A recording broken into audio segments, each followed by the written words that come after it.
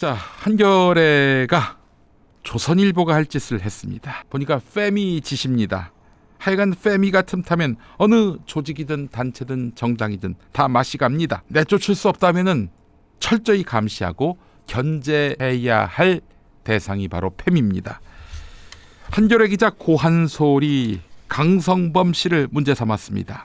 강성범 씨가 2008년 SBS 웃음을 찾는 사람들 우차사의 한 코너에서 이화여대 비싼 등록금을 풍자한다는 구실로 이 대학 재학생으로 설정된 극중 캐릭터의 딸을 노래방 도우미로 묘사해서 여대 비하라는 비판을 받았는데요.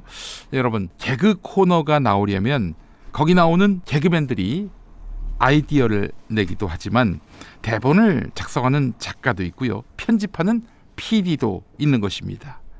이게 온전히 강성범 고유의 주장이라고 생각하는 모양입니다. 한겨레 고한솔이 말입니다.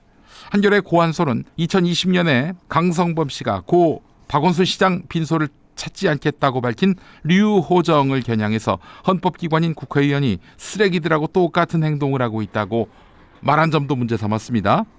아니, 이런 얘기 못합니까? 평론하는 사람이 이런 말 못해요?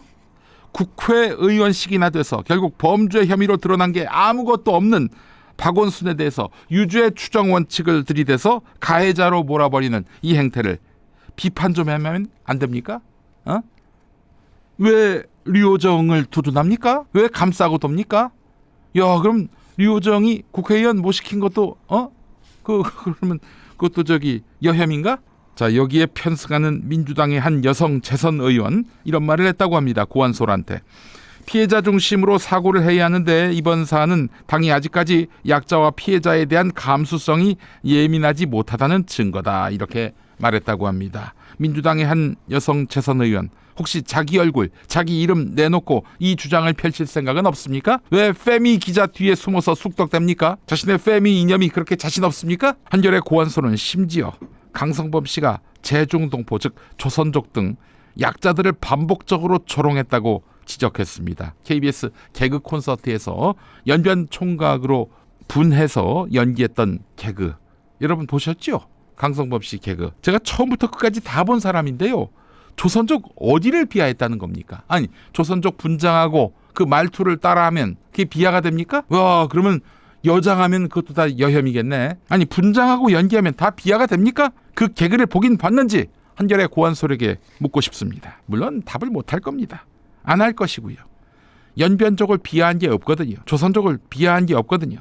그냥 이 페미들은 질러대고 말아요. 논리도 없고 토론도 안 되고 우겨대는 거 말고는 할 줄 아는 게 없습니다. 만약 제동이 걸리면은 단체로 몰려와가지고 그냥 여혐한다고 그러겠지요. 이따위 것들한테 배우겠다라면서 당대 최고의 작가마저 쩔쩔매는 이 현실이 참으로 한심스럽고 개탄스럽습니다. 아니, 배울 게 없어서 페미한테 배웁니까? 나한테 오세요. 내가 다 알려줄게. 걔네들보다 내가 아는 게 더 많아. 이를 갈면서 그들이 무슨 주장을 펼쳤는지 공부한 사람입니다. 다 헛소리예요. 자, 강성범의 개그는 그런데 2008년 것입니다. 여러분, 2018년도 아니고 2008년 거예요. 거의 18년 전입니다. 페미의 법정에서는 그러나 18년 전 개그도 용서 못할 흉악범죄가 됩니다. 페미의 법정에서는 사형 말고는 없어요. 소매치기에도 사형, 남축에도 사형, 나중에 무죄로 드러나도 사형.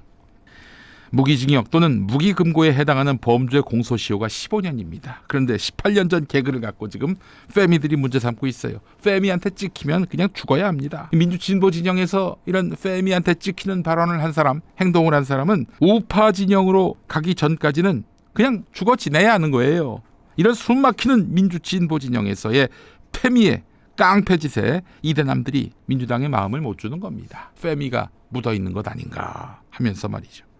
여성도 아니고 페미에 의한 파시즘 때문에 말이죠. 김건희를 풍자한 백자 씨가 민주노총 부대에 3년 동안 못 서는 것은 이 이유 때문입니다. 근데 3년은 강성범의 18해 전 개그만 못한 거네요. 예. 페미니즘이 묻은 조직, 세력, 정당을 봅시다. 우선 정의당.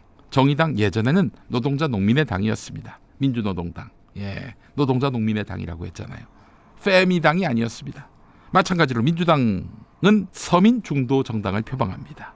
페미당이 아닙니다. 그러다가 지난 총선 공천을 기점으로 정상으로 회복하고 있죠. 민주당은 민주노총, 예전에는 민주적 노동조합 연합체였습니다. 페미노총이 아니었습니다. NCCK 인권센터라고 여러분 뭐 잘 모르실 텐데 지금은 한국교회 인권센터로 간판을 고쳐달았습니다. 예전에는 진보적인 기독교인의 인권 옹호 감시단체였습니다. 진보단체였는데 페미 인권센터가 아니었던 것이죠. 그런데 제가 김건희 쪽에 고발당했다고, 심지어는 김건희라는 여성을 혐오했다고, 이 자들이 국가보안법 폐지운동에 동참하겠다는 우리 교회 보고 담임 목사 빼고 들어오라고 이랬어요. 담임 목사 빼고 들어오라고.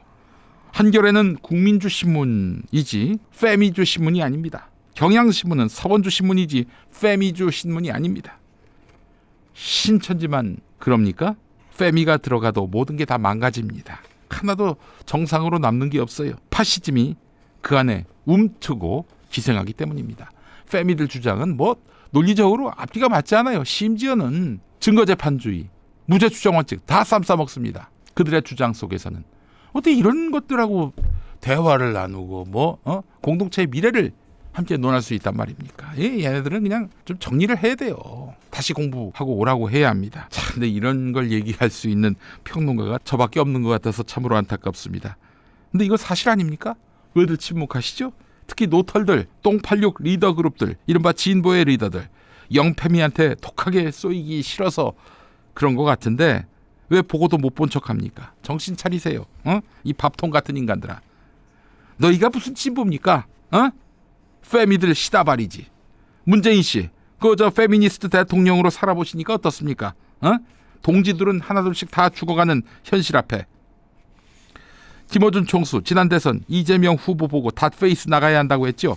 어떻게 됐습니까? 그 이후로 레드크로스 됐어요. 그래서 결국에는 윤석열이가 됐습니다. 윤석열이가 그 레드크로스 될 즈음에 무슨 글을 SNS에 올렸습니까? 여성가족부 폐지에 올렸잖아요.